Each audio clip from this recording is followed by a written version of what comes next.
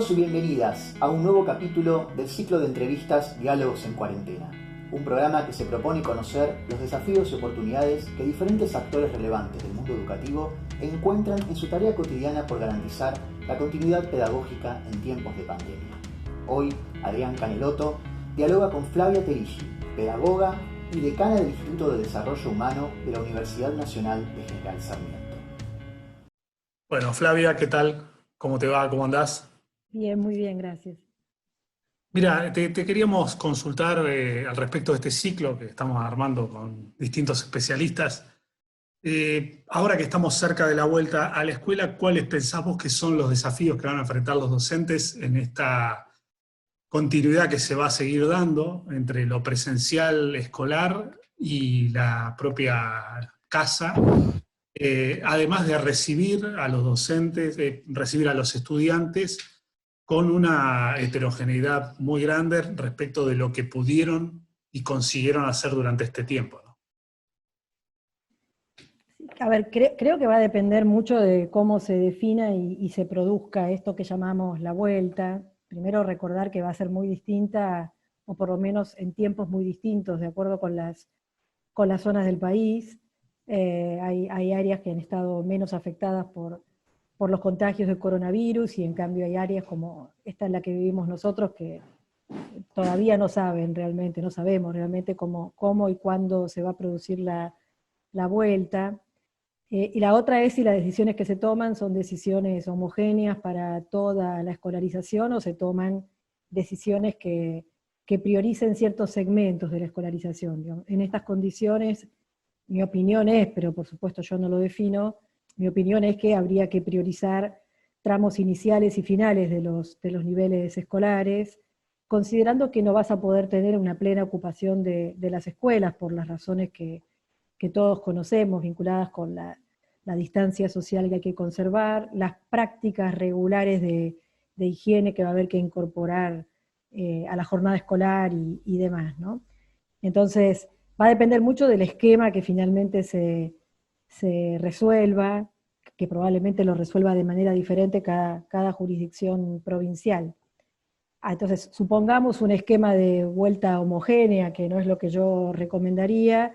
Seguramente allí va a haber que pensar combinaciones entre presencialidad y trabajo no presencial. Me parece que está bien distinguir entre trabajo en la virtualidad y trabajo no presencial, porque parte del trabajo podría ser perfectamente en las casas sin necesidad de estar conectados o que esté mediando todo el tiempo un dispositivo tecnológico. Hay una gran inquietud que me parece que muchos docentes tenemos, que es por todos aquellos que en este periodo han estado desconectados. La desconexión es una especie de sucedáneo de nuestras preocupaciones por la inasistencia, ¿no? Es como si se hubiese producido una larga inasistencia o una forma de desenganche con la escolarización vinculada con la dificultad para conectarse. La pregunta es si esos chicos y chicas van a volver, cómo los vamos a ir a buscar en el caso de que no vuelvan, y qué recorrido específico les armamos, porque no es lo mismo haber estado, aún con todas las dificultades de la virtualidad, medianamente conectados y manteniéndose con un cierto ritmo de trabajo escolar, que haber estado completamente desenganchados o con enormes dificultades para poder sostener una cierta continuidad. De modo que mi impresión es que lo que debería ocurrir es pensar la escuela por lo menos por unos meses de otra manera, o sea, pensar el equipo docente como un equipo que trabaja con todos los alumnos de la escuela, reorganizados de las maneras que sean más adecuadas, considerando inicios y cierres de niveles educativos y grupos que hayan tenido mayor grado de desenganche con la escolarización. Los desafíos para los y las docentes son muchísimos, pero creo que son desafíos que con cierto esfuerzo, con cierto trabajo coordinado, se pueden afrontar. Hay desafíos vinculados con la ruptura de las secuencias, que sin duda habrá que atender con conocimiento y con producción didáctica. Hay desafíos vinculados con con lo que no se puede enseñar por estos medios, entonces con algunos aprendizajes que pueden haber quedado configurados de una manera un poco superficial y habrá que retomar y profundizar en el contexto de la presencialidad, con la posibilidad de ayudar y de dar pistas y de las cosas que sabemos hacer los docentes cuando estamos trabajando con la gente cara a cara. Y hay desafíos desafío del que se habla poco, ¿no? El desafío de cómo vamos a procesar juntos esta experiencia. Esta es una experiencia muy significativa en la vida de los chicos, también en las nuestras, ¿no? Pero imagínate en la vida de niños, niñas, adolescentes, jóvenes que hace 120 días o poco menos o poco más cuando vuelvan, que están en su casa con un menguado contacto social, con muy pocas posibilidades de participar en el tipo de situaciones que en la crianza moderna hacen a la forma de crecer en nuestras sociedades, bueno, y muchos de ellos con miedo, muchos de ellos habiendo padecido pérdidas o el miedo de una situación de enfermedad. Bueno, pienso que la tarea de la escuela como lugar de encuentro que siempre ha sido, es también atender a ese costado de elaboración conjunta de una experiencia que tiene algo así como un costado traumático para muchos chicos y muchas preguntas seguramente para todos, ¿no? Flavia, en esa línea coincido, ¿no? Hay todo un costado de lo traumático que también la escuela tiene que poder abordar, y incluso para los propios docentes, los y las docentes, ¿no? Porque también ahí hay algo para reconstruir.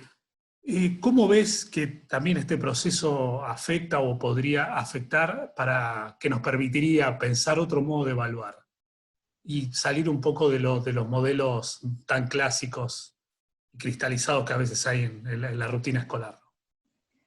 Y aquí vas a necesitar claramente una forma de evaluación que esté mucho más atenta a procesos. Eso se ha dicho mucho y hay que insistir en eso, ¿no? Que no se trata de sí o no, de está o no está un cierto conocimiento, un cierto aprendizaje, una cierta habilidad, sino que tiene mucho más que ver con el proceso que está ocurriendo, para lo cual los aprendizajes tienen que ganar en relevancia, porque claro, si vos tenés una propuesta de aprendizaje fragmentada, segmentada y por pequeñas unidades de actividad, entonces ahí tiene sentido evaluar, no sé, puntualmente actividad por actividad, ¿no? El otro día leía esta especie de preocupación porque los chicos entreguen la tarea sí o sí, a como dé lugar. Eso hay que revisarlo, eso no solamente no tiene mayor sentido, sino que está produciendo tensiones en la vida cotidiana y en la relación entre los chicos y la escuela que no nos sirven de mucho, ¿no? Me parece que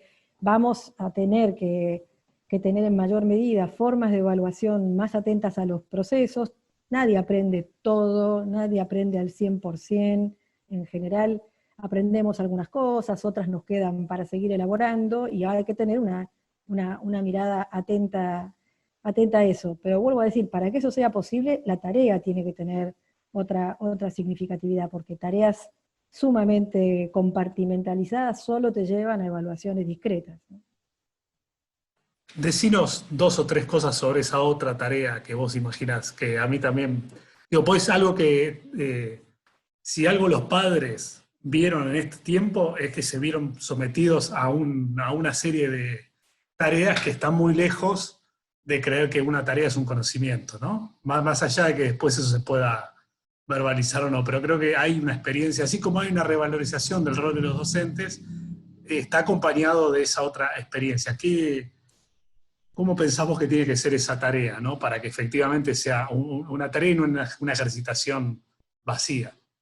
Es que hay algo de la escuela que yo creo que se hizo muy claro en estos meses, que es que la escuela sabe hacer algunas cosas que el resto de la gente no tiene por qué saber hacer, al igual que los médicos saben hacer cosas que otras personas no saben hacer, o cualquier profesión, digamos, sabe algo que por eso es profesión, digamos, ¿no? El problema con la actividad escolar se produce cuando suponemos que hacer la actividad es equivalente a aprender, que no hacerla es no haber aprendido, pero que además de verdad haberla hecho es suficiente. Ahí se explican algunas prácticas escolares muy clásicas, como dar cantidad de operaciones aritméticas para resolver, o cantidad, ¿no? Cantidad de lo mismo, bajo la hipótesis de que si hago la tarea, entonces estoy aprendiendo. En la escuela nosotros sabemos que muchas veces el aprendizaje ocurre en otro tipo de situaciones, pero es cierto que ese tipo de actividad te permite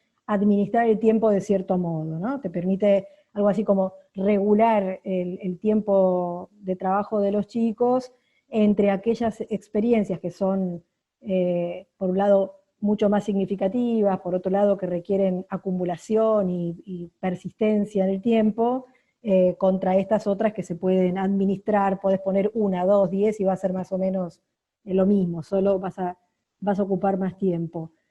Desde mi punto de vista, nosotros tenemos unos diseños curriculares, unas definiciones de contenido, desde los CBC, los NAP y todo otro artilugio curricular que hemos podido inventar, que son en algún sentido excesivos respecto de los contenidos que se espera, porque la idea siempre ha sido que de eso se selecciona, que no todo lo que ahí se dice se va a enseñar. En estas condiciones habría que tener alguna idea de priorización, o sea, tendría que haber algún criterio de sobre qué cuestiones poner el acento, y aquellas cuestiones en las que tenés que poner el acento tienen que reunir por lo menos una de dos condiciones, o bien formar parte de la estructura sustantiva de lo que los chicos tienen que aprender, esas cosas sin las cuales no terminás de entender una disciplina, un problema o un campo de problemas o de actividades, o bien las que se requieren para seguir aprendiendo, digamos, ¿no? Y a veces son combinaciones de las dos cosas, pero de todo lo que el currículum de cada jurisdicción dice que ciclo por ciclo, grado por grado se tendría que enseñar y los chicos tendrían que aprender, va a haber que hacer una selección, va a haber que tomar perspectivas de ciclo más que de año escolar o grado escolar. Habrá sido, cuando quiera que logre comenzar la presencialidad, un ciclo escolar rarísimo, y todos los aprendizajes que esperábamos lograr en él hay que combinarlos con lo que vamos a hacer el año que viene o en el futuro, ¿no? Entonces, pienso que hay que apuntarle a tareas, vamos a usar una palabra antigua, que puedan producir aprendizajes significativos, que puedan producir aprendizajes potentes, en el doble sentido de movilizar los recursos para aprender y seguir aprendiendo, y colocarte en posición de dominio sobre los conocimientos, que es parte de lo que hace a meterte en un cierto campo, cualquiera que sea, vale para, no sé, para una disciplina artística, como por supuesto para las clásicas asignaturas curriculares de aquello que se llama el currículum, el core, ¿no? el matemática, lengua, todo lo que ha sido clásico en la escolarización. Bueno, Flavia, muchas gracias por el tiempo, Okay. también por los conceptos, está más que claro. Y nada, te mando un abrazo enorme. Gracias y un saludo Sí. a todos y todas.